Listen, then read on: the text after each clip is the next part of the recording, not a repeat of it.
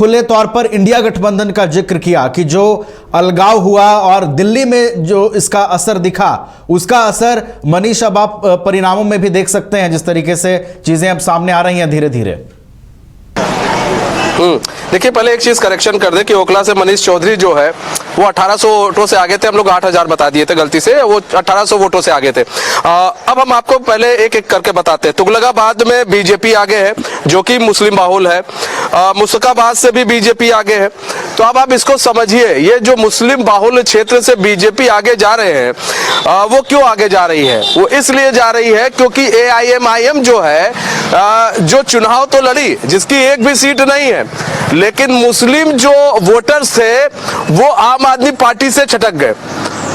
वो जो है वो किधर चले गए? मुस्लिम वोटर वो बीजेपी के ओर भी शिफ्ट हुए हैं, वो AIMIM की तरफ भी शिफ्ट हुए हैं। और जो कांग्रेस को एक सीट मिलती हुई दिख रही है ना, उसमें भी मुस्लिम वोटर्स का हाथ है।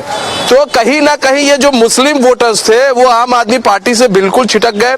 मुस्लिम वोटर्स एक फैक्टर रहे इस बार चुनाव के अंदर, और वो जो है जिस तरह से उन्होंने चुनाव में आम आदमी पार्टी का साथ छोड़ा है, उससे बैकफुट पर आई है।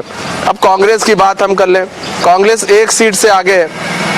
कांग्रेस ने कहा कि भैया ना हम खेलब ना खेले देब, और वही काम हुआ है कि कांग्रेस एक सीट पर आगे चल रही है और खेल सबका बिगाड़ रही है जी। और यहाँ पर खेल किसका बिगड़ गया? खेल बिगड़ गया आम आदमी पार्टी का जी। बीजेपी को उससे फायदा हो गया बार बार। और ये जो आपने उमर अब्दुल्ला का ट्वीट का बताया कि और लड़ो आपस में, उस ट्वीट में जाएंगे तो उन्होंने एक मीम भी शेयर किया है जी। एक ऋषि जी हैं, शायद मेरे ख्याल से महाभारत का वो सीरियल का कुछ उन्होंने मीम्स उठाया है जी। और उन्होंने उस ट्वीट किया है उस मीम्स को कि और लड़ो आपस में।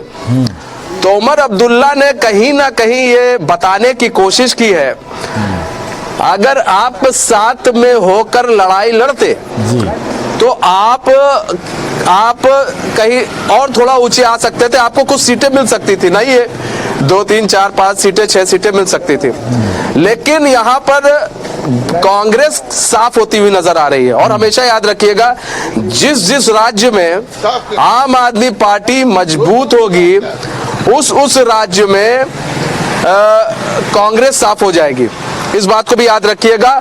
और क्योंकि आम आदमी पार्टी, पंजाब उदाहरण है, आप कहीं भी चले जाइए, आप अगर जाएंगे गुजरात जाएंगे, वहां पर भी आप देखेंगे कि आम आदमी पार्टी ने बहुत जज्बे के साथ चुनाव लड़ा और कांग्रेस का हश्र बिगाड़ दिया। वहां पर कहीं भी आम आदमी पार्टी अगर सही से चुनाव लड़ती है तो कांग्रेस को एक बड़ा झटका जरूर लगता है। हम बात करें विधानसभा चुनाव की, जब यूपी की, वहां पर भी आम आदमी पार्टी ने चुनाव लड़ा, वहां पर नहीं जीते वो अलग बात है, लेकिन खेल बिगाड़ दिया कांग्रेस का। तो आम आदमी पार्टी जहां जहां मजबूत होगी वहां वहां कांग्रेस जो है कमजोर हो जाएगी। दिल्ली में भी यही दिखा था। जो बार बार सत्ता में अरविंद केजरीवाल आ रहे थे, वो ये था कि एक तो कांग्रेस को लेकर जो एंटी इनकम्बेंसी थी, लोगों के दिलों में नाराजगी थी, वो बहुत ज्यादा थी। और बीजेपी अभी कुछ ऐसी जमीन तलाश नहीं पा रही थी, ऐसी जमीन बना नहीं पा रही थी, अपने आप को स्टैंड नहीं कर पा रही थी दिल्ली के अंदर। क्योंकि शीला दीक्षित ने जो काम किए थे, उस काम का नतीजा ये रहता था कि बीजेपी को भी वोट नहीं पड़ता था। लेकिन जब अन्ना हजारे से निकलकर केजरीवाल आते हैं, उसके बाद जिस तरह से एक एंटी इनकम्बेंसी चलती है पूरी, और उसमें एक मुफ्त वोट जो है अरविंद केजरीवाल को गिर जाता है और 63 वोट सीटें वो पा जाते हैं। तो वो कहीं ना कहीं जो केजरीवाल है, केजरीवाल उस वक्त बहुत लोगों को साथ लेते हैं और लोगों को लगता है कि ईमानदार व्यक्ति है, उसको वोट देना चाहिए। लेकिन जिस तरह से अरविंद केजरीवाल को आपने देखा था, किस तरह से वो जेल गए, मनीष सिसोदिया जेल गए, संजय सिंह जेल गए, कई ऐसे उनके जो बड़े लीडर हैं वो जेल में रहे। तो नाराजगी दिल्ली की जनता के अंदर थी और वही नाराजगी दिखी भी। पानी, जैसा कि मैंने बताया, पानी को लेकर समस्या दिखी। और जो इसमें सबसे बड़ा फैक्टर रहा मुस्लिम वोट, मुस्लिम वोटर्स बहुत बड़े फैक्टर रहे और मुस्लिम वोटर्स जो है वो छिटक कर इधर उधर चले गए। AIMIM ने खेल बिगाड़ा है मुस्लिम वोटर्स को लेकर, कांग्रेस ने खेल बिगाड़ दिया जो नीचे तबके को लेकर। तो एक जो कह सकते हैं आम आदमी पार्टी था, आम आदमी पार्टी के लिए एक चुनौती तो थी ही, क्योंकि अरविंद केजरीवाल पर भ्रष्टाचार के आरोप लगे थे, इनके जितने भी सीनियर लीडर हैं उस पर भ्रष्टाचार के आरोप लगे थे। तो इसको एक अपने जो चेहरे को बनाना, फिर से जनता के बीच में जाना, फिर से पार्टी को, एक तरह से इनके लिए एक चुनौती थी कि पार्टी को फिर से कैसे खड़ा किया जाए, क्योंकि बहुत डाउनफॉल पर पार्टी आ गई थी और ऐसा कोई काम दिल्ली के अंदर नहीं हो गया था जिसे अरविंद केजरीवाल ये बता सके नहीं देखिए मैंने बहुत काम किया।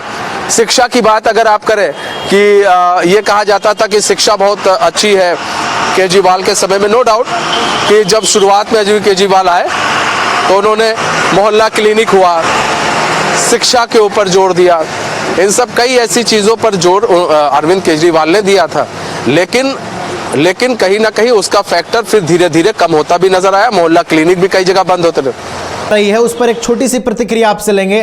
74 वोटों का अंतर है। नई दिल्ली सीट जो सबसे हॉट सीट है, प्रवेश वर्मा और अरविंद केजरीवाल के बीच सिर्फ 74 वोटों का अंतर है। तो इस सीट पर आगे की लड़ाई और भी रोचक आप देखते हैं? बिल्कुल देखते। देखिए 74 जो वोट है उससे प्रवेश वर्मा जो है आगे चल रहे हैं नई दिल्ली सीट से, अरविंद केजरीवाल पीछे चलो। सुबह सही हो रहा है, ये सुबह सही चल रहा है कि अरविंद केजरीवाल पीछे हैं, लेकिन 74 वोट भी कोई ज्यादा वोट नहीं है, ज्यादा वोट नहीं है। लेकिन अभी जब थोड़ा थोड़ा और भी बैलेट बॉक्स खुलेगा उसके बाद चीजें और भी बदल सकती है। हो सकता है प्रवेश वर्मा आगे हो सकता है पीछे भी हो सकते हैं। तो अभी तो कई राउंड के वहां पर बाकी है, गिनती बाकी है, उसके बाद देखना होगा। और चुनाव आयोग की तरफ से भी बीजेपी जो है बहुमत से आगे चल रही है इस वक्त। चलिए, तो बहुत बहुत धन्यवाद फिलहाल मनीष आपका हमारे साथ जुड़ने के लिए। दिल्ली में बीजेपी रुझानों में बहुमत की ओर आगे बढ़ रही है और जिस तरीके से आम आदमी पार्टी का प्रदर्शन अब तक सामने आ रहा है, अगर रुझान इसी तरीके से आगे भी बने रहते हैं तो आम आदमी पार्टी अपने सबसे खराब प्रदर्शन की ओर आगे बढ़ रही है। वहीं भारतीय जनता पार्टी एक लंबे अरसे के बाद दिल्ली की सत्ता में वापसी करती दिखाई दे रही है। हमारे साथ हमारे बिहार के संपादक एस के राजीव भी जुड़े हुए हैं, उनसे भी अपडेट लेते हैं और किस तरीके से वो चुनाव परिणामों को अब तक देखते हैं, समझ रहे हैं उनसे।